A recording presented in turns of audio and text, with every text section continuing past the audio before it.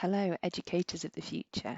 The plan for this course is just to my half of the course, my section, Charlotte's section, is much more practical applications and some of the issues and skills that you might need to develop and work on within the classroom. This is where we're mostly going to look at educational theories. And there are some tasks throughout the fact that I'm going to keep each video to as short and as close as 5 minutes as possible, and there'll just be two short tasks at the end, which I'll explain the structure of in a moment. Just a word for my psychology students: some of these theories will not be new to you. In fact, some of them you will have absolutely done to death. My advice is that because they will be short videos, you still watch them to just check and recap your knowledge, but also for a lot of them you will have done them from a psychological perspective, and potentially considering them from an educational perspective might be slightly different. And I have worked hard to try and include some theories, particularly when we get later into the cognitive approach, that you won't have come across before in class. Okay. So the structure of these videos will be: I will talk you briefly through a theory, and where I can I will refer you to additional reading that you can do or additional videos that you can watch, and then at the end I will ask you to complete two tasks. As we've put on the group, on the Teams, they are completely optional tasks. However, there's a very good reason that I ask you to do them. Also, you can pick and choose, so you could do all of them religiously and you could do them really short amount of writing. So there's a writing task that you could do you could aim to do it as in as few words as possible, but still ensure that it's effective. Or you could do really detailed version. You could type it, you can write it, you can do it however you want. So like I say, the two tasks, there is a reason for them. I've not just set them because they're how I would like them to be set.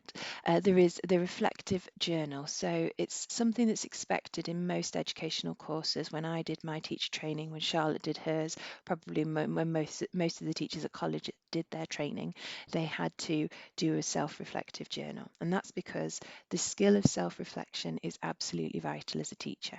So sometimes it might feel a little bit forced to write it in a journal, but actually it's incredible. You will experience so many knocks within education, and that's completely normal. In fact, it's to be expected. If you're not experiencing problems and setbacks, you're not teaching properly. You should be experiencing some challenges, and that bit's unavoidable.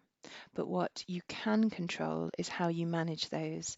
And I found that one of my biggest weaknesses within my teaching was if I had a setback, I would let it set me back, and I would be quite disheartened by it and go into ego protection mode and want to justify why I did something. Now, what I've learned to do is listen carefully and think about how I can resolve the situation.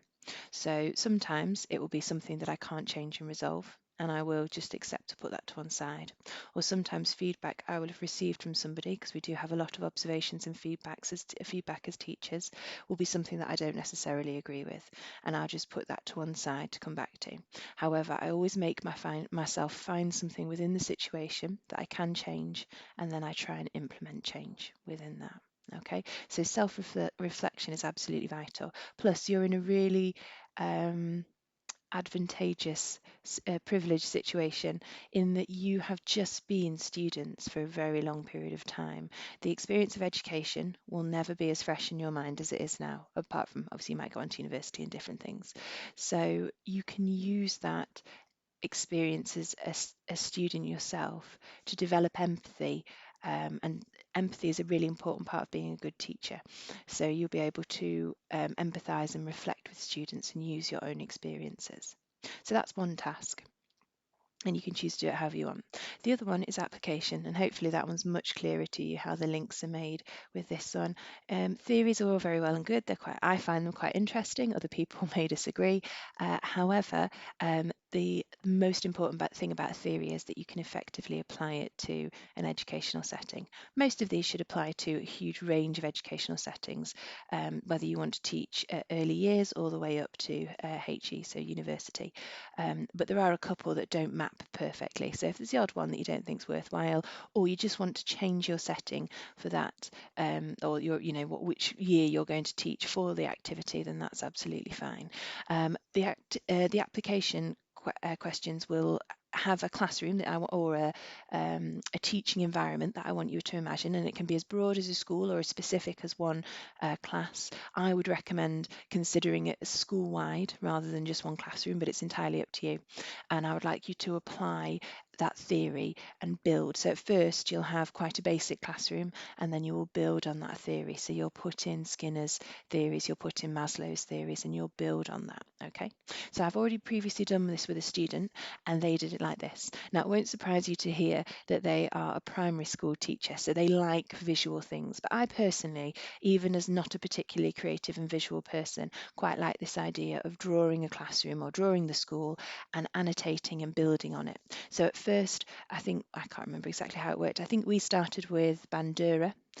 So we looked here, and she annotated ideas for Bandura, and at first her classroom looked quite empty, but then she built on it and developed it and extended it further. Okay, this is all really useful stuff just for experience, but also will be ideal for if you go into university, or you need to go through clearing or something like that. Who knows exactly how university is going to work this year, and applications. You've got a little portfolio that you can show as well, which will be pretty impressive in comparison maybe to other students.